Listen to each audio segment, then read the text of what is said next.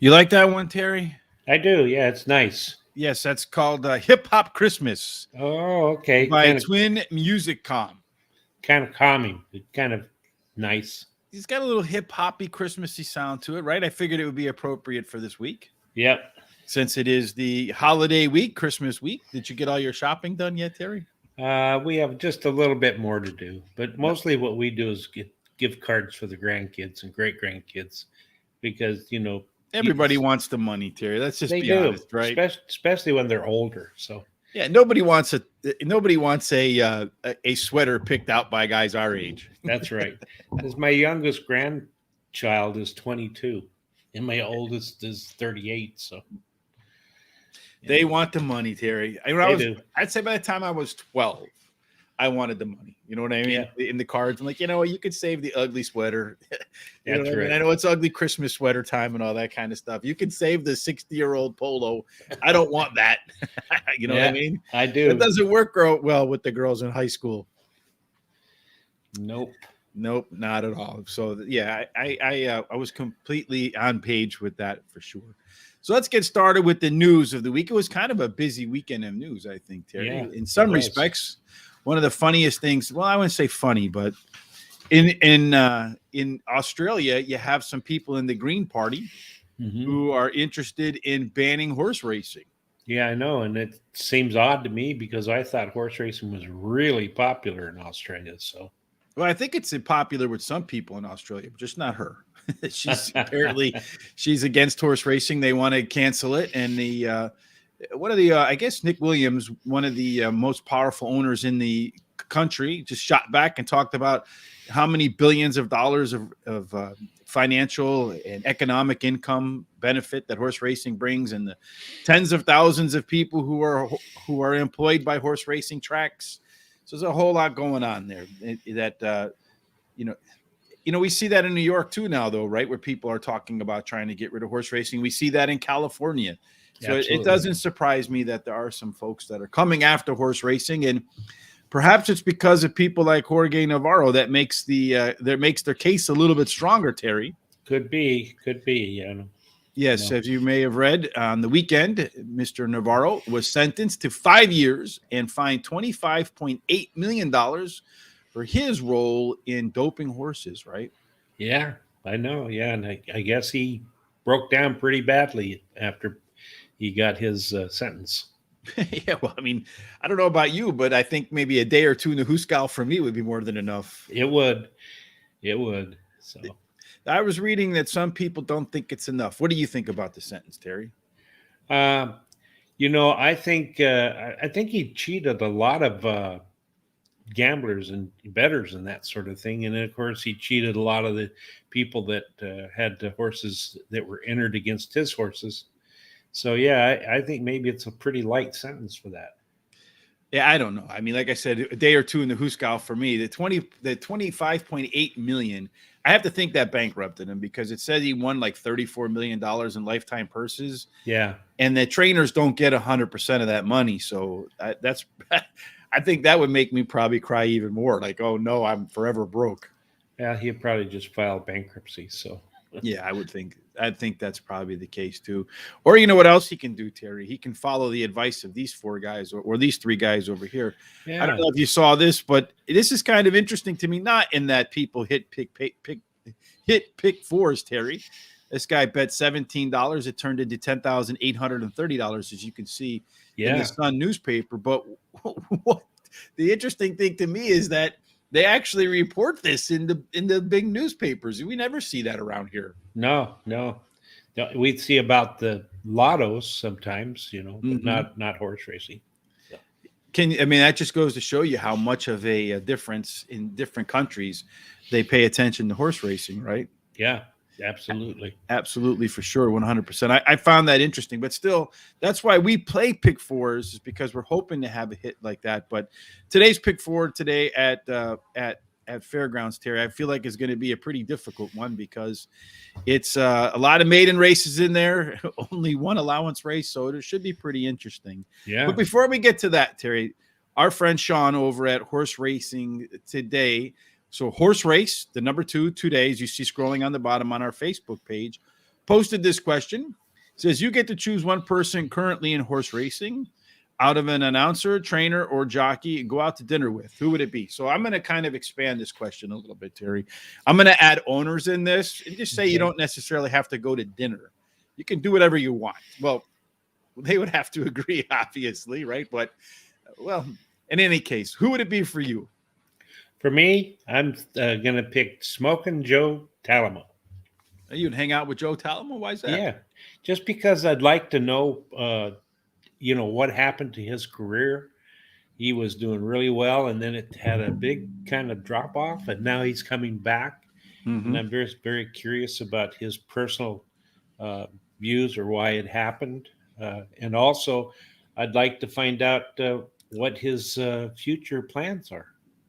Well, maybe we can have Joe on the show. If anybody knows Joe that's connected to him, please reach out to him. Let him know we'd like to have him on Horse Racing Today, even in the daytime show or in our Thursday night podcast where we had Pete Aiello, and Terry had his top pick won every one of those races. It did at Gulfstream on Thursday. So on Saturday. So it pays to watch. Yeah, and actually, Pete and I got the last leg. Number 1, Doswell. We both picked the same horse, so that's pretty cool. Yeah, it worked out pretty well. So for me, this question is really kind of an interesting one across the board because there's a lot of people who've been involved in horse racing that so an owner standpoint, I don't know if you remember when we had Randy Hill on when he was on with trainer Danny Gargan, and they said that there ain't no party like a Randy Hill party. So I think I might like to check that out. That might be fun, right?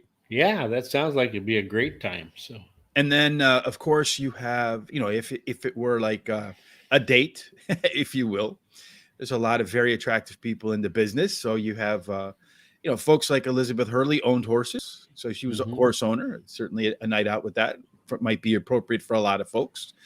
And then, from an entertainment standpoint, I can't imagine, Wayne Rooney, the soccer star, he owns horses. So I can imagine a night out with Wayne Rooney in England would probably kind of be a little crazy. Yeah. Staying in England, it seems like it's all English right here. But the Queen owns horses. She does. Yeah, she certainly does. She loves horse racing. So yeah, I think she just got nominated or entered into the Horse Racing Hall of Fame. But I don't know. That would probably be a little too stuffy for me, I think, Terry. Trying to remember all the can and can't do's, right, that you have when you're in the castle. Yeah, I'd like to have dinner with Dwayne Lucas. I think he's he's been a great trainer for all the time, and he actually trained a horse that I had a little interest in here back 5-6 years ago. So I never personally met him, but I'd like to sit down with him. Yeah, for me, my final answer to this question, Terry, would be Ronnie Wood. You know who Ronnie Wood is? No. He's a guitar player for the Rolling Stones. Oh, okay. So he owns some horses. He actually owned a farm, I read in a while back. I don't know if he still does, where they ran horses at the Curragh in Ireland. So a night out as a guest with the Rolling Stones, so you can live one night as a rock star. I think that would be, for me, the ultimate person to choose. So my answer to that question would be one night out with the Rolling Stones and Ronnie Wood. What do you think about that? That sounds like it'd be a lot of fun. Yeah, I think that would be a ton of fun. So go on over to Horse Race Today, as you see scrolling on the bottom there. Let us know who you would like to spend a day with, any kind of day. You have those what is it like? Like those fantasy camps where you go to pretend you're a football player or a baseball player or whatever. Just consider it your horse racing fantasy camp. Terry, so one of the ways we can do this, though, is with your best bet of the day, picking a winner. Maybe Terry Navarro might think about. Jorge Navarro might think about your play of the day, Terry, that you can find over at horseracingtoday.net.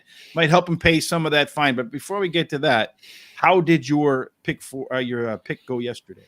Well, I was going for my third in a row of my top pick winning, and unfortunately, a horse that paid $80 some won the race, and I didn't have it. So, well, fortunately for the people who picked it, yeah, it was good for them. But So my pick of the day didn't do very well yesterday.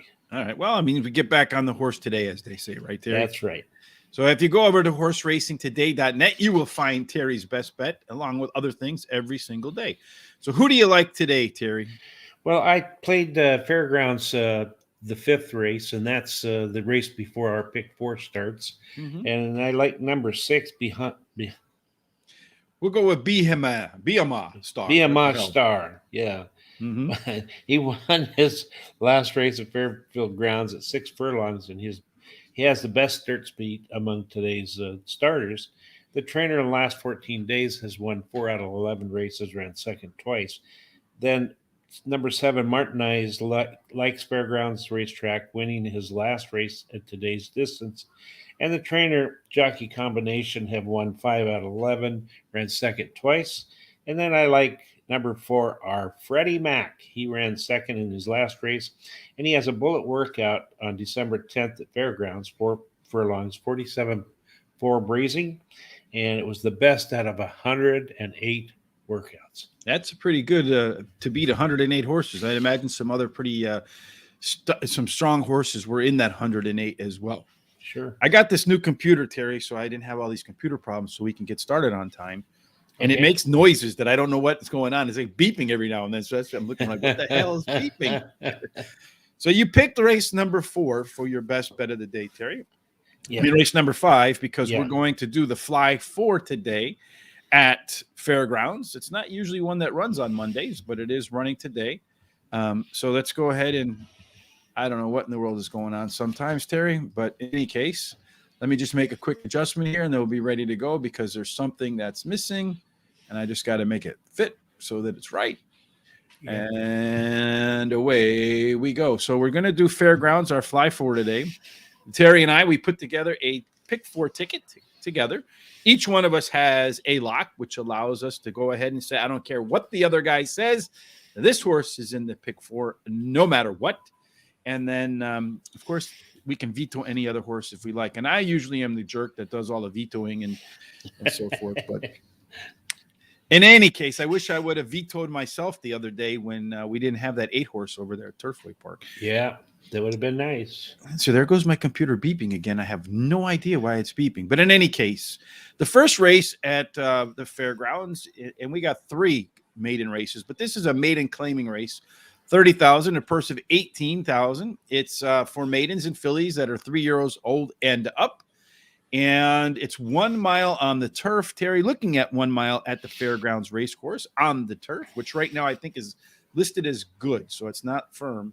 It's 23 races, Terry. 14 of them were won by closers and stalkers. And I would imagine if the turf is heavy, that would probably be the case today too.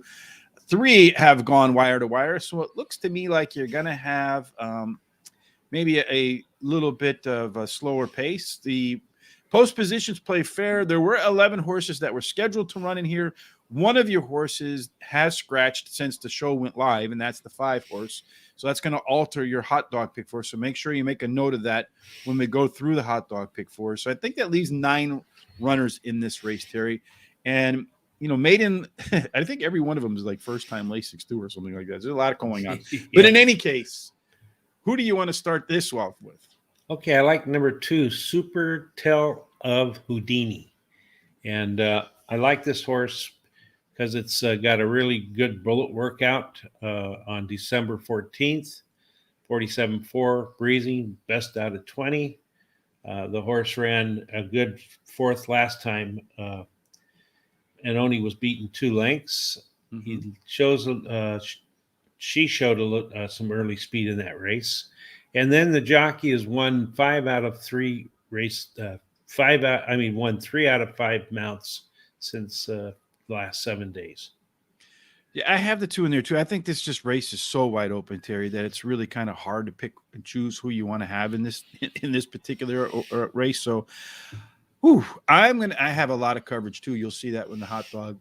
I'm going to start with the 4 horse. That's Hero's Daughter. This horse, Terry, ran the highest last race speed figure and drops in class. And if you watched us long enough, you'll know that indeed that's a combination that I like. It seems to hit at a pretty high rate.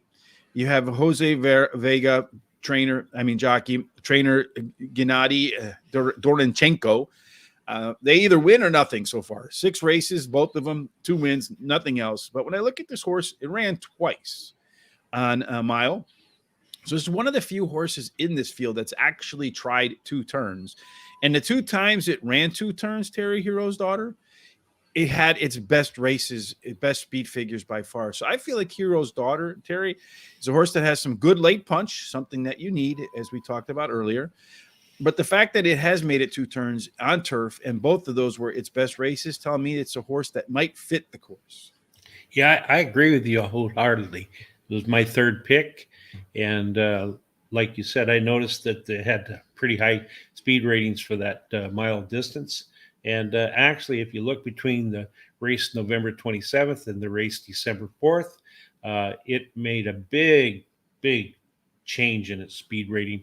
And it shows to me that it really, really likes turf. So I think the source will do well.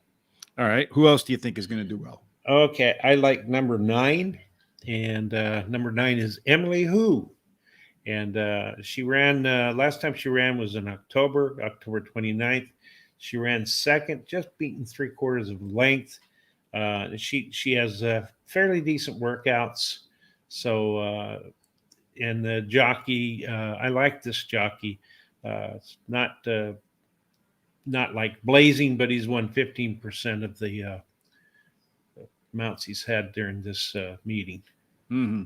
I did like the horse too, Terry. It's another one that has made it around 2 turns for sure, which is something I think is a big positive. It's moving up 2 classes though, which I kind of find interesting. Ran maiden claiming 15,000 last time out, so I think it's a pretty big step up. The trainer has done very well so far. He's hit the board in 6 of 11 races so far at the fairgrounds. There was one that I had, but I kind of moved it off to the side on my picks. But we'll go ahead and put that in there. Okay. Another horse that I like, Terry, is a little bit of a longer price, and that is the 3 horse Marilis First, if you will. Right. Mm-hmm. It's a horse that has not stretched. I mean, it did run one time at a mile at the Evangeline Downs. Didn't do as well. But when I looked at some of the background in terms of the pedigree, when I looked in terms of what the horse does up on the front, I got a feeling that it might be one of those horses that has an opportunity to be on the front. I know I said it's not really the way to win here, but it could be a horse that is sort of lone speed, gets to run some fractions that a lot of other horses, if it can run comfortable fractions, I don't know that anybody really has a good chance to catch that horse, Terry. So I feel like if there's going to be a speed horse that gets to the front, it's going to be the 3 horse. It's going to stay there, and maybe nobody will catch it. Yeah, I can see that. Wasn't one of my picks, but I can see that it has a lot of positive. And I don't know, there was a race July 31st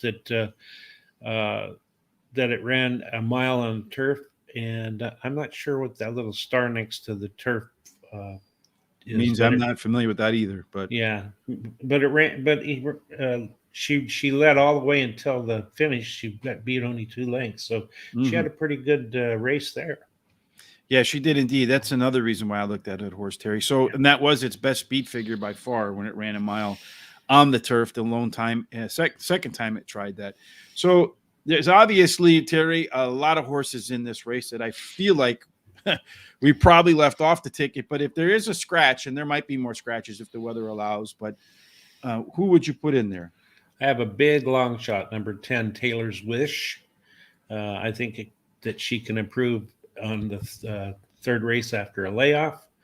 The trainer's been doing really well. It's won 3 out of the last 7 mounts. For me, that horse, Terry, would be the 8 horse, which kind of scares me that we don't have Magical Stardust in there. If you look at that debut, Terry, on turf at Louisiana Downs, ran very well. It was its best race. In fact, I think it was the best debut speed figure of any horse in the field, which when you're looking at a lot of these young horses, it's one of the things I like to look at. I think it was the 2nd best debut speed figure. Yeah, it was. So I expect that you're going to see with the 8 horse returning back to turf after having a race take off the turf and on the dirt, that return to turf might be what might be all that Magical Stardust needs to find her way into the winner's circle. Maybe we can put some of these horses in if we can go skinny a little bit deeper on, but it's kind of hard. I think a lot of these races, it's hard to go skinny in today, Terry. It sure is. Race number 7 is a mile and a 16th. It's a maiden special weight, 45,000. The purse is 45,000, Terry. There are 7 runners. I don't think anybody scratched in this race, Terry, and I feel like this is a race that you might be able to go a little skinny. This is the one where I mentioned everybody's getting first-time Lasix, all 7 horses. So you just never quite know what you're going to get. One of the things that I like to see when I'm looking at a horse getting first-time Lasix, Terry, is a horse that showed early speed. That's how that 8-horse beat us at Turfway the other day, right? It was early speed horse, got Lasix the first time, and just kept on keeping on. So a little bit of a pricier shot here. I'm looking at these early pace figures, Terry, not necessarily where they were relative to all the other horses in the field. The 6-horse Gunslingin' has the best early pace figures in the field, Terry. That tells me it's going to be close to the front right out of the get-go. And when you look at a mile and a 16th on the dirt at Fairgrounds, 8 races so far, 6 of them won by speed horses. So you want to be fast. And 1 went wire to wire. Outside of the rail, which has not won in any of the 8 races, all the other post positions play fairly fairly. I feel like the 6-horse, Terry, with that addition of Lasix and that top last race speed figure dropping in class today, that combination is going to be enough to get Gunslingin' into the to the tape first. I agree with you. It's my 3rd pick. I like Brian Hernandez as a jockey, and this horse has the best dirt speed, and it's among today's starters. And of course, you said it was Lasix was added. It drops in class today, so I think it's a good choice. And you look too at the Grandpa Candy Ride. That horse was a speedster too, and I remember Gun Runner getting close to the front too. So it's got a lot of speed in the genes there, Terry. What else do you like? I like number 4, Hidden Wonder, the morning lane favorite. It's got Perzoza as a jockey and Brad Cox as the trainer. He drops in class today. And first time Lasix, Brad Cox's horses win 31% of the time. He ran against a lot tougher horses in his last start, ran a nice second, only beaten half a length, was bumped in the upper stretch. And so I think this is a good candidate. Yeah, definitely moving down in class here, Terry, from a horse that ran for $120,000 last time out, and it was the betting favorite. So I expect that you're going to see a pretty good effort out of the full horse. It's a horse that obviously they expected something of, otherwise it would not have been bet down so low by the public. And then the second start on the career, many times horses do improve second time around the track. So I think you're going to see this horse improve, Terry, too. And the fact that it had such a strong late kick, and when you look too at its like numbers, internal numbers throughout the race, early pace 76, mid pace, so the 4 furlong pace number was 80, late pace was 78. This horse didn't really drop off at all, Terry. No. So I expect that you'll see that horse improve, and if it does, I mean Godolphin too. That's one of the best ownership groups on the planet. I do agree with you. Hidden Wonder is probably the one to beat. And then, of course, I feel like the next horse, number 5 horse, Poruni. I know I'm mispronouncing that, but it's another one that ran in a race for 100. That one ran for $84,000 at Keeneland. It was the betting favorite too at about 8-5. So it improved from its first race to its second race, Terry, getting Lasix. And this is the one that has probably the second best early pace figures in the field. Again, early pace combined with Lasix, Terry, is something that I really, really, really like. So I like the 5 horse, 4, 5, and 6. And quite honestly, I don't know that in this leg we have to go much deeper than this. But you tell me, do you think you want to add another one, or do you not want the 5 in here? Or tell me. I do like the 5. The 5 is my second choice. So yeah, I like it a lot. I mean, it shows it can run the distance, and it's only raced twice, and it's been the money both times. If I had a horse off to the side for a scratch, it'd be number 1, Super Fire. And for me, it would either be the 1 or the 3. Okay. So we'll put the 1 over there and we'll put the 3 over there. And if you have deeper pockets, then Terry and I do. At least Terry has the deeper pockets. I just restrict them. Otherwise, Terry will go all. That's for sure. And he laughs because, there's some truth in all humor. That's true. The 8th race is the only non-maiden race in this sequence, Terry. It's a mile and an eighth on the turf. There's 8 runners. I do think there's a scratch. The 1A is scratched. It is. Has this race Yes. been moved to the dirt, Terry? I'm not sure. Is that Because the one I think is in the race, and it's listed as a main track only. yeah? So I wonder if this race has. But then I looked at the 1A was also main track owner. So So yeah, I don't. When I looked, it said like the track was still good. So, but in any case, I didn't say that the turf was off when I looked at the race sequence. Can you look that up real quick, Terry, or not? yeah, Just go to Equibase and see. Hey, I'll look real quick too. But in the meantime, I'll look it up, Terry. Tell me, who do you like first? Okay, let me get back here to what I was doing. I like the number 9 Gambling Cat, and I like this horse. It has the highest last speed rating. Won its last race at Aqueduct on the turf. So hopefully it stays on the turf. Mhm. And at a mile and 16th. So it's actually been in the money 3 times at this distance and won one of those. And it also has the highest speed figure at today's distance. Mhm. So So it says that it's still on the turf, Terry. It doesn't show that it's been switched to dirt. And I guess when the 1A scratched, because it was main track only, it was no longer the couple entry, and therefore the one horse could run on the turf. yeah, So so yeah, when I looked at it earlier in the day, I was like, wait a minute, that horse is MTO. So all right, so you like the 9 horse, Terry. I agree. I like the 9 horse. You're going to find out in a little bit. I like the 9 horse quite a bit, Terry, at least in this sequence. okay. There's 8 races somewhere in here, Terry. You had to make a stand. It's a mile and a 16th on the turf. They've had 19 races there, Terry. 10 of them won by speed. 4 have gone wire to wire, Terry. And it looks to me like you want to post 4 and out, specifically 8 and out. Those numbers have won so far at the highest rate. And you started with 1 out there, Terry, for sure. So that makes a big, big difference. So for me, Terry, I'm looking at, this was a tough race for me, but I looked at a lot of these different horses in here, did a lot of research on here. And one of the horses I kind of like a little bit in here, Terry, is the 5 horse. Now Use Can't Leave. Horses coming in from Aqueduct, ran for a $30,000 tag, got claimed, Terry, and trainer Kelly Rubley has only won 1 out of 7 that way so far, but it is making its 3rd start off a layoff. And if you look at that 3rd start off a layoff in its first 3 race cycle, Terry, the horse ran its best speed figure by far. I think the horse with Lasix, 3rd time as a 3rd time off the layoff, if its previous 3 race cycle means anything, a horse should do very well. And it's, again, one of those horses that got bet pretty well last time. It was a very lukewarm favorite at 3-1 in its last race. Now the odds have jumped all the way up to 10-1. So I feel like the 5 horse could be one that upsets in here. All right. I didn't have it as one of my picks, but you convinced me. All right. I don't have to lock it. Who else do you like, Terry? I like number 7. Ho, ho, ho, ho, ho. Christmas time. You can't have a better name, right? No, you can't. So anyway, but they added Lasix, and that might be help. It shows lots of early speed in its races before. And I think, and it has decent workouts. It's ran at Fairgrounds twice and it's been the money both times, won one of those.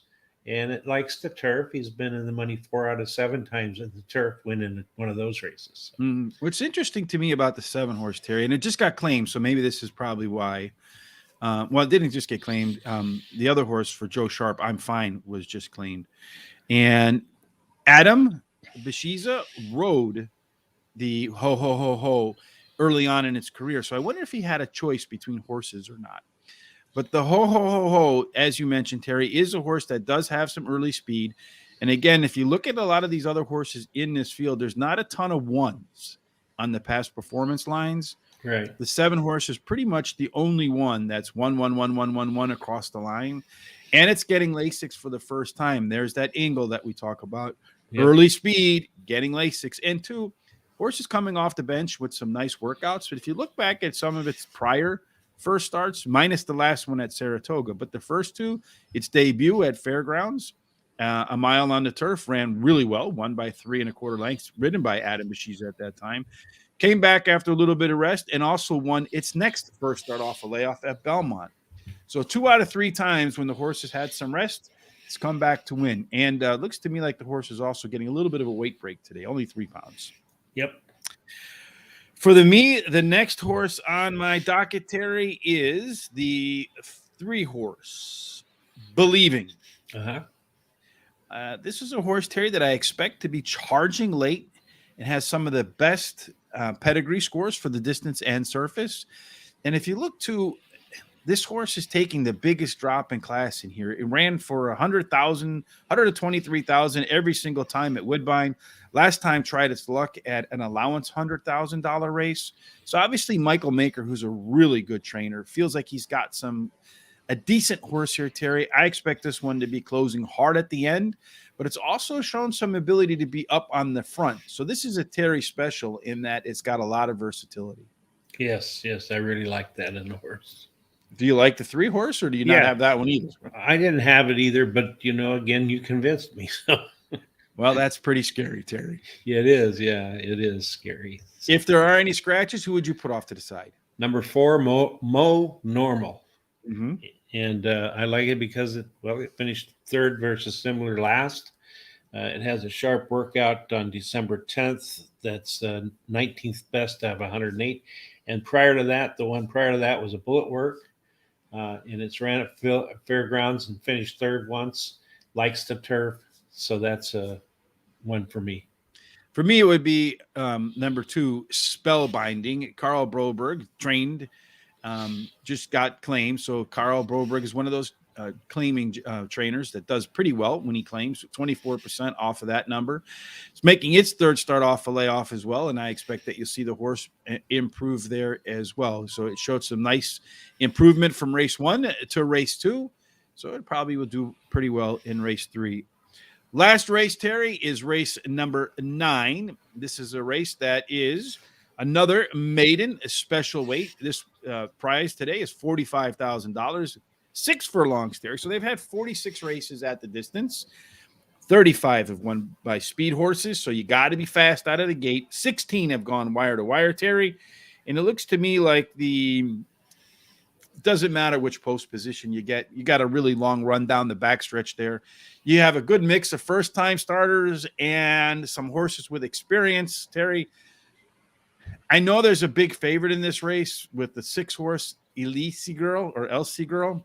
Yeah, who did beat some of the other horses in this race, but I have a feeling some of the first-time starters might challenge this horse. So how do you want to start?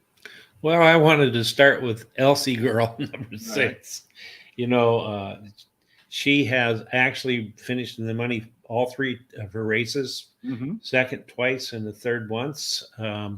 She has a pretty high training jockey percentage winning.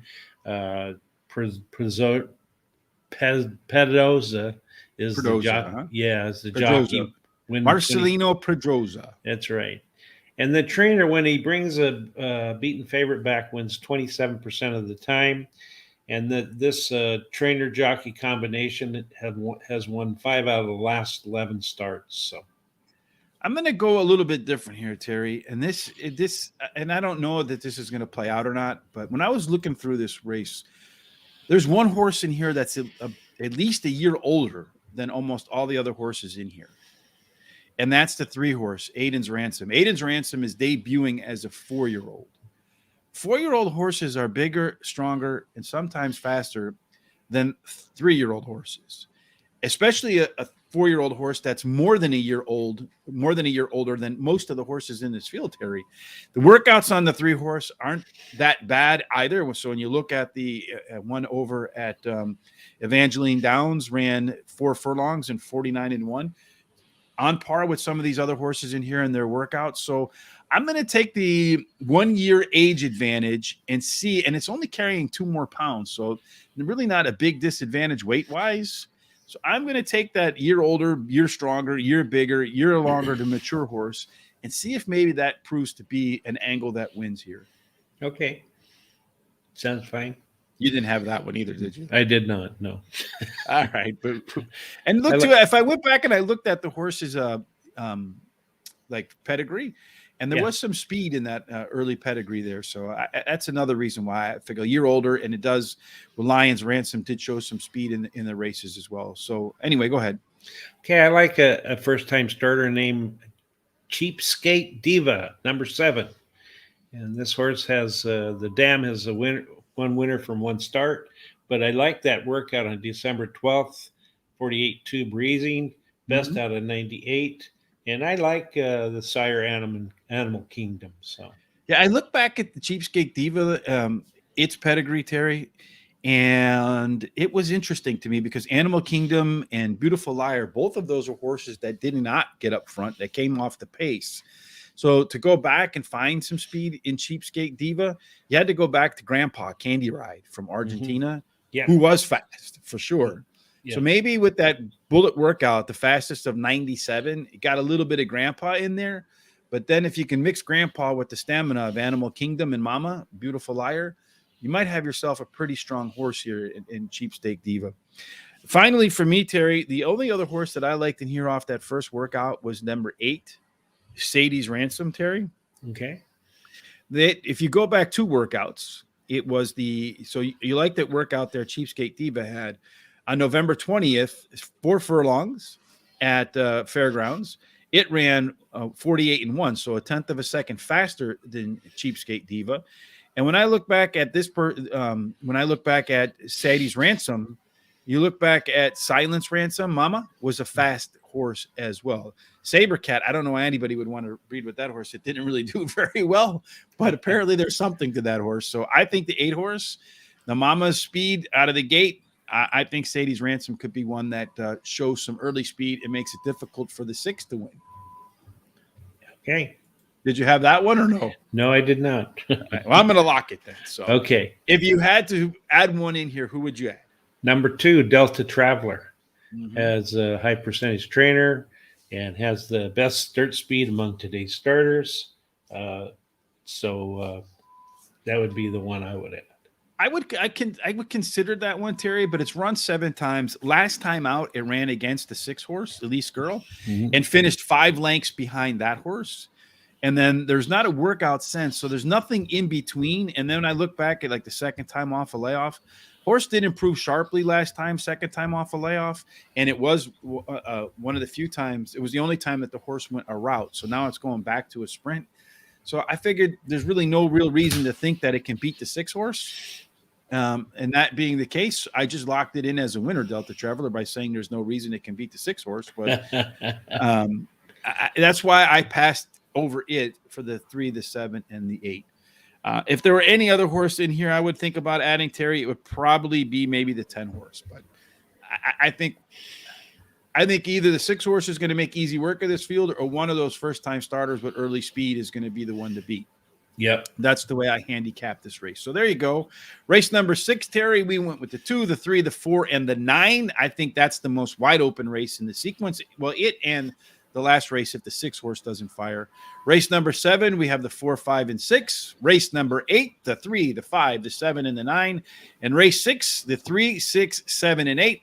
Horses on the right are some alternatives. And as we've mentioned many times before, Terry, pick 4s, these sequence races are the hardest to hit. So maybe think about some of these horses for exactas, trifectas, doubles, that sort of thing. Do you agree? Yeah, I do. Absolutely. Absolutely. Let's see. Thanks. Merry Christmas. Thank you, Jack, for coming, and tell your friends about us. We appreciate it. Hopefully we hit something to make it a very Merry Christmas week, right? Terry, yes. We're due. Gambler's fallacy, man. We are due. Let's talk a little bit about our hot dog pick 4s, Terry. Okay. Here's your hot dog pick 4, and there's mine. Tell us. I'm kind of surprised by your hot dog pick 4, and I'll tell you why when you're done. And as you mentioned, the 5 horse in race number 6 is scratched, Terry. So who do you want to put in there as a replacement? Number 10, Taylor's Wish. Number 10, Taylor's Wish? Yep. Okay. That's actually my wife's last name, Taylor. Uh-huh. So anyway, I like the number 2, 4, 5, and 2, 4, 9, and 10. And in the 7th race, I like the 4, 5. And the 8th race, I like the 1, 4, 7, 9. And in the 9th race, I took just one horse, the 6. You soloed up that 6. Well, for me, Terry, I started race 6. And here's why I'm surprised about your ticket, Terry. So again, Terry's ticket is 2, 4, 9, and 10. Yeah. Because the 5 horse has scratched. And it just scratched right as we were about to come on. So I didn't have a chance to go back and change the graphic here. But in any case, Terry, you know why I'm surprised? Why is that? Because you left $4 on the table. I figured with one of these races that you would have a 5 horses in either race number 6 or race number 8. Yeah. For me, I went with the 2, 3, 4, 8, and 9 in the first race. I feel like it is wide open. I went 4, 5, 6 in race number 7. I singled the 9 in that race, Terry, because I feel like it's got it's the best race fit in terms of the track bias. It has the best numbers in the field, and it has that outside post, which has won very well. You know, in these maiden claiming races, Terry, you have to make a stand, right? So I made a stand in the loan allowance race. And then in race number 9, I went with the 3. The 6 is going to be the heavy favorite. And then the 7 and the 8, the 2 first-time starters. And now time, Terry, to box it up. These are 4 picks at 2 different tracks. Terry went with Fairgrounds race number 4 for a $1 exacta box, a 50-cent trifecta box, and a 10-cent superfecta box. That's why we call it Box It Up. Yep. Terry, who do you like? In the 4th race at Fairgrounds, I like the 1, which should be a pretty nice price, the 10, the 2, and the 9. So when I look at your picks, you have Shipping Port, American Union, Freight Train Freeman, and Borgo by the Sea. Yep. It sounds like the supply chain crisis. It does. It does. Yeah. So you have a theme to yours. I do. I went to Mahoning Valley race number 5. These are our picks, but not in the same order that you're going to find a guaranteed tip sheet. The top 2 are in our top 4 picks, and the bottom 2 are in our alternative picks. I ran through the race, and I like this order here. I feel like these 4 horses are the ones that have the best chance to fit the bias at Mahoning Valley for race number 5. So you can go on over to Guaranteed Tip Sheet. We have every thoroughbred track covered today, Terry. Best bets in 3 best bets in every single track, not every single race. All right, Terry. That's it for today, I think, right? We covered it all. We did. Absolutely. Indeed. Any final thoughts before we get up and out of here to start this Monday of Christmas week? Well, just that it's a good week, Christmas week. I hope everybody has a good time this week and is very careful and safe. And, I still think a lot about the poor people in the Kentucky and Tennessee area and hope that people support that. So. Indeed. And this is a good time of year to, it is the season of giving, Terry says. So whether your cause is the folks in that have been struck by the tornado or, people who are hungry around the world, whatever your cause is, make sure that you give to whatever your cause is this holiday season. Let other people share in our joy. We're pretty lucky, right? That we live in the United States. I mean, that's a blessing in itself, no matter how crazy the people who run the country are.